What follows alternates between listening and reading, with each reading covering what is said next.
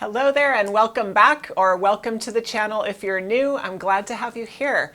Today we're going to be discussing a question that most of us face if we write either to large groups of people, listservs, the public, or generally groups of people that we don't know. We want to consider, how can I make my writing accessible to readers of all levels and language backgrounds?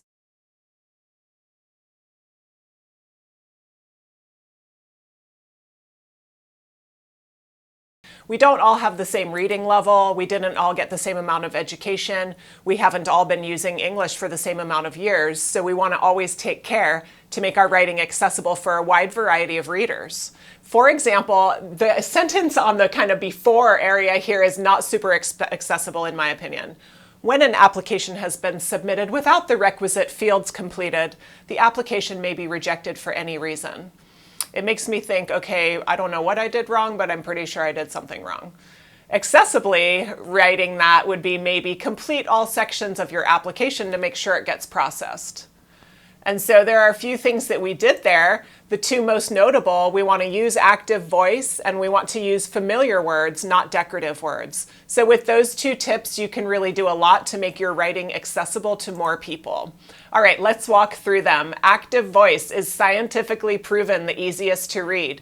Now, we don't always need active voice, and if you want to look into that more, you can take a look at the active and passive voice video that I have where I talk about the strengths of both.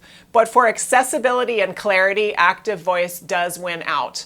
And so instead of it has not yet been decided whether the team will accept the offer, we would say the team has not decided whether to accept the offer, and that's a little easier to understand, and it's easier on the brain, proven through various experiments with readers hooked up to things while they read.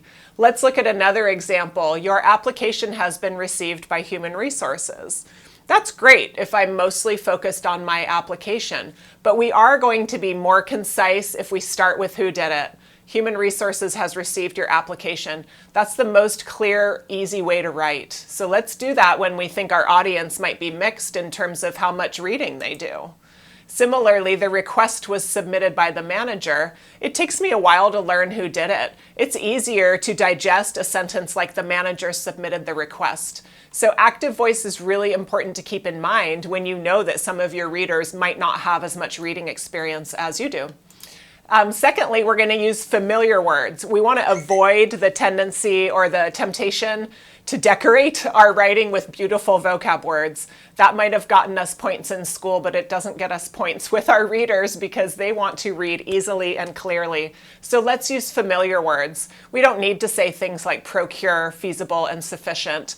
If we could say by, possible, or enough. And when we use fewer syllables, that's an added win because it actually makes the whole reading level of the document go down and become easier for different reading levels. So a couple examples with that in mind, instead of we propose 3 modifications to this course of action, we suggest 3 changes to the process. Or instead of the abbreviated version of this briefing can be accessed through the online portal, let's start with who's doing it for active voice and then use familiar words and say you can find the shorter version of this report online. That's all sort of natural, kind of common language. Okay, so to sum it all up, we see inaccessible writing when we don't use active voice and when we try to use fancy words. When an application has been submitted without the requisite fields, remember that one. But it's accessible when we get straight to the point with active voice and use normal words like section instead of requisite field. Okay, so I'll leave you with 5 quick sentences that exhibit these qualities so we can kind of see how easy they are to read and understand. Learn more on our website. The process includes 3 steps. Think about these 3 options. The team will provide a summary, and based on your feedback, we will consider these changes.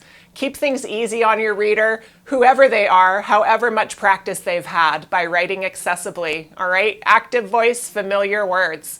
Let me know what you think in the comments, and I'll see you next time.